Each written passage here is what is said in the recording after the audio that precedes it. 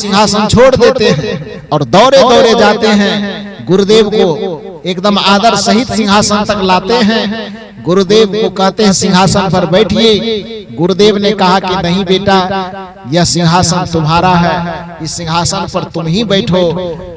राम जी ने कहा गुरुदेव, आपने ही सिंहासन पर मुझे बैठाया है। ये बात सच है कि आपके देने के कारण, गुरुजनों के देने के कारण, परिजनों के देने के कारण इस सिंहासन पर मेरा अधिकार है, किंतु इस सिंहासन पर बैठाने वाले आप हैं, इसलिए आपके सामने में इस सिंहासन पर मेरा कोई अधिकार नहीं है, इसलिए आप इस सिंहासन पर विराजमान होइए।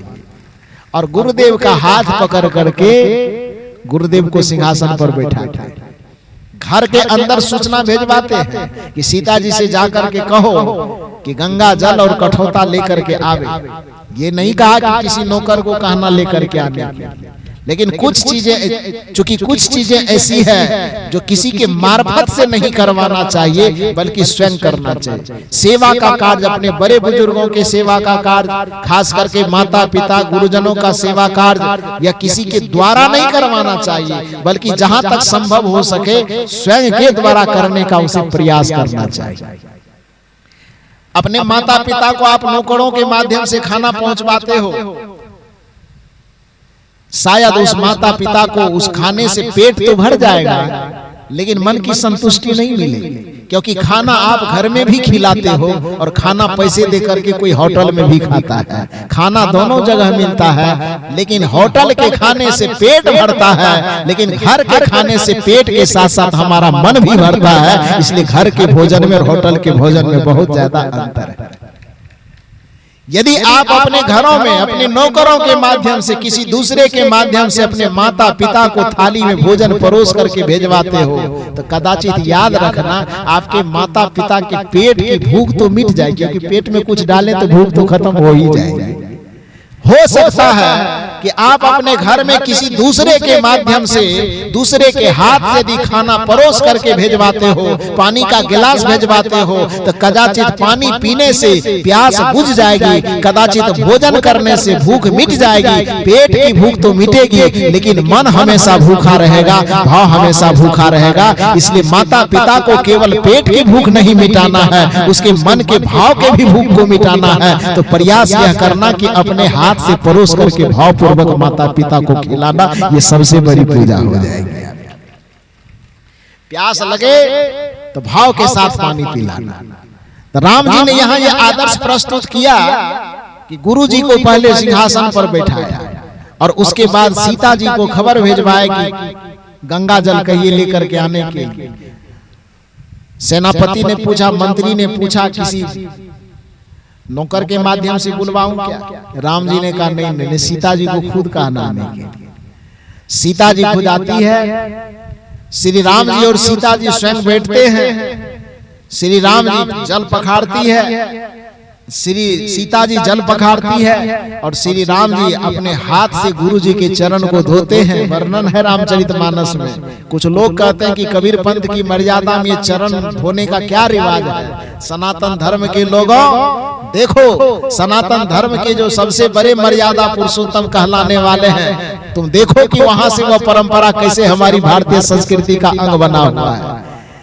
एक बार वशिष्ठ मुनि आए, जहां राम सुख धाम सुहाए। राम जी ने किया क्या? अति आदर रघुनायक किन्हा, चरण पखार। नौकर के द्वारा नहीं, अपने हाथ से पति और पत्नी दोनों मिलकर के गृहस्थी मर्यादा का पालन कर रहे हैं। अति आदर रघुनायक किन्हा, चरण पखार चरणोदक लिन्हा। चरण पखारते हैं और जो आदर सत्कार होता है वो करते हैं। तो माता पिता और गुरु के प्रति आदर भाव रखना, पूजा वंदना करना, ये पूरी सनातन परंपरा का ये हिस्सा है। और उसी हिस्से की बात, उसी सनातन धर्म की बात सदगुरु कबीर साहब करते हैं कि आज के जमाने में भी यदि भगवान की सच्ची पूजा करना चाहते हो तो सच्ची पूजा यह करो कि माता पिता और गुरु का वंदन करो, या तुम्हारी व्यवहारिक पूजा अथवा तुम्हारा सगुन पूजा अपने आप हो जाएगा। अब इसके अलावा जो निर्गुण रूप में, परमार्थिक रूप में भगवान कौन है, उसकी पूजा कैसे करनी चाहिए, इस पर थोड़ी चर्चा करके मैं वाणी को विराम दूंगा। सगुण अर्थ में माता पिता गुरु अथवा माता पिता के सदृश जितने भी मनुष्य हैं उन सब का सेवा करना, आदर भाव करना, प्रेम से व्यवहार करना, श्रद्धा पूर्वक व्यवहार करना, और अपने से कोई छोटे हो तो उसको स्नेहपूर्ण व्यवहार करना, ये एक अर्थ में सगुण की भक्ति है, सगुण भगवान की पूजा है। निर्गुण भगवान कौन, परमार्थिक भगवान कौन, उस परमार्थिक भगवान की पूजा कैसे हो, तो भगवान का जो निर्गुण स्वरूप है वह आत्मा के रूप में आपके अंदर विराजमान है। कबीर साहब की भाषा में कहें तो निर्गुण पूजा का अर्थ यही है कि कबीर जेते आत्मा तेते शालीग्राम, अब बोलनहारा पूजिए पाहन से क्या काम। सदगुरु कबीर साहब कहते कि प्राणी जगत की सेवा करते करते, सम्मान करते करते, थोड़ा जब अब तुम व्यवहार से परमार्थ के क्षेत्र में आओ तो परमार्थ की भक्ति है। जैसे व्यवहार की भक्ति में मैंने बताया कि पूज्येषु अनुराग भक्ति ही, पूज्य के आदर्श आचरण का अनुकरण करना ही भक्ति और पूजा है। उसी तरह से परमार्थ की भक्ति क्या है, तो उसका सूत्र दिया गया है कि स्वस्वरूपानुसंधान भक्ति रित्य भी दियते, अपने स्वरूप का अनुसंधान करके मन और इंद्रियों से ऊपर उठ करके, मन और इंद्रियों के क्षेत्र से मुक्त होकर के आत्मा का अनुसंधान करना और आत्मा में स्थित हो जाना, जिस विधि से होता है उसी को परमार्थिक भक्ति कहा जाता है, उसी को निर्गुण पूजा कहा जाता है।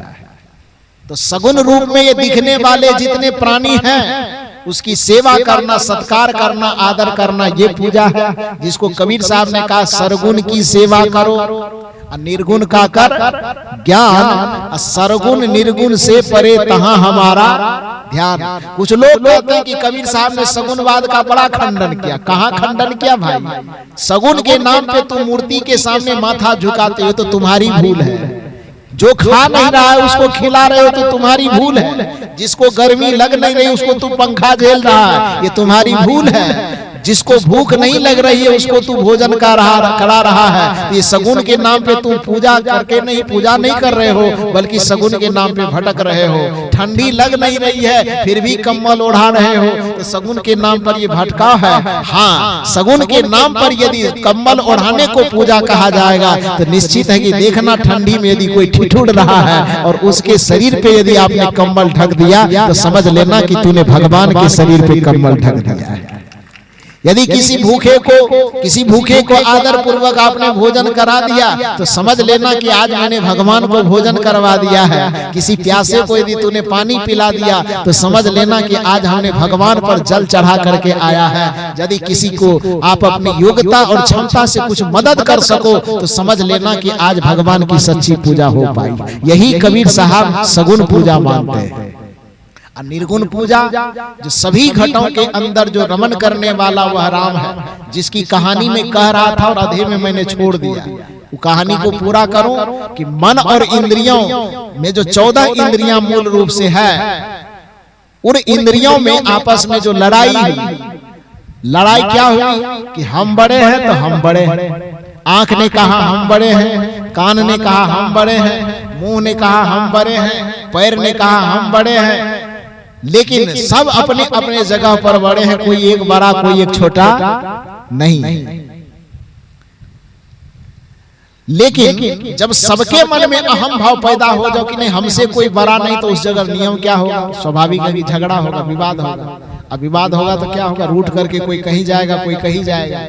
तो सभी अंगों में जब विवाद हुआ और एक दूसरे से रूठ गए तो आंख ने रूठ करके कहा कि अभी कुंभ चल रहा है, खाने पीने के लिए भी फ्री में मिलता है, रहने के लिए भी वहां फ्री में मिलता है।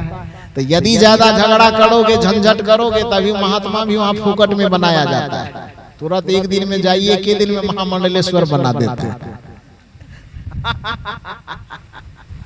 तो अभी पूरा एकदम सस्ता में रिलीफ में चल रहा है एकदम। तो ऐसा करना, यदि आंख कह रहा कि यदि हमको ज्यादा परेशान करोगे, हमको ज्यादा महत्व नहीं दोगे, तो बस कुंभ की यात्रा करेंगे, किसी छौनी में जाकर के तुरंत महंत बन जाएंगे, इसलिए हमको ज्यादा परेशान मत करो, धमकी दे रहा है। लेकिन अब छत्तीसगढ़ में पढ़ा लिखा होगा वो, सभी इंद्रियां तो बड़ा सजग थी। उसने आंख से कहा जा रे जा, तो क्या धमकाता है, जाओ कुंभ में तुम मंडलेश्वर बने की जगत गुरु बने, हमको क्या लेना देना। आंख को जब सभी इंद्रियां मिल करके धमकाई तो आंख से बर्दाश्त नहीं हुआ, सोचा कुंभ लगा हुआ चले जाते, चला गया कुंभ। 1 महीना कुंभ में गुजारा, लेकिन गुजारते गुजारते देखा कि नहीं भाई, कुछ भी था तो मेरा शरीर मेरा था, रूठ करके हमको नहीं आना चाहिए। बस वह वहां से लौटने की योजना बनाता है, लेकिन योजना तो बनाता है, साथ साथ मन में यह अभिमान अभी तक गया नहीं। मन में सोच रहा, अच्छा हमको तो सब मिल करके भेज दिया, हम कुंभ चले आए घूमने, लेकिन अब जब हम लौट करके जाएंगे ना, तो मेरे बगैर जो उसकी दुर्दशा हुई होगी, अब अपने समझेगा तब मेरा महत्व देगा। आंख यह सोच रहा है, ध्यान दीजिए शब्द पर। आंख सब इंद्रियों से नाराज होकर के कहां चला गया, कुंभ घूमने के लिए चला गया। 1 महीना के बाद उसे लगता है कि नहीं नहीं हमको लौट जाना चाहिए, बेकार हम झगड़ा करके आ गए, तो सोच तो रहा है लौटने के लिए, लेकिन साथ साथ अपने मन में इस अभिमान को बनाए रखा है कि हम तो लौट करके जाएंगे। लेकिन अब उस सबको पता चल गया होगा कि 1 महीना हम उसके साथ नहीं थे तो उनकी क्या दुर्दशा हुई होगी, दिखाई नहीं देता होगा तो जीवन तो एकदम कठिन हो गया होगा। ये अभिमान अपने मन से अभी तक वह छोड़ नहीं पाया, और 1 महीना कुंभ में गुजारने के बाद पुनः तरी घाट लौट करके आता है। और जब तरी घाट पहुंचा, जिस शरीर का वह हिस्सा था उस शरीर के पास पहुंचा, तो देखा कि शरीर का तो कुछ नहीं बिगड़ा है, वो तो एकदम फिट फाट जैसे पहले था उतना ही तंदुरुस्त अभी भी। आंख को बड़ा आश्चर्य हुआ कि हम तो सोच रहे थे कि मेरे बदौलत ही जीवन बढ़िया से चल रहा है, लेकिन मेरे 1 महीना चले जाने के बावजूद भी शरीर का तो कुछ बिगड़ा नहीं। तो आंख थोड़ा झुक करके, थोड़ा शर्मा करके पूछता है शरीर से, ये भैया हम तो सोचे कि मेरे बगैर तुम्हारा कोई काम चलेगा ही नहीं, तुम तो एकदम सूख करके लकड़ी हो गए होंगे, लेकिन फिर भी मेरे बगैर भी 1 महीना तो तंदुरुस्त कैसे रहा। पूरे शरीर के अंगों ने मिल करके कहा, अरे 1 महीना की बात कहते हो, किसी के पास जन्म भर से आंख नहीं होता है, फिर भी पूरा जीवन तंदुरुस्त रहता है कि नहीं रहता।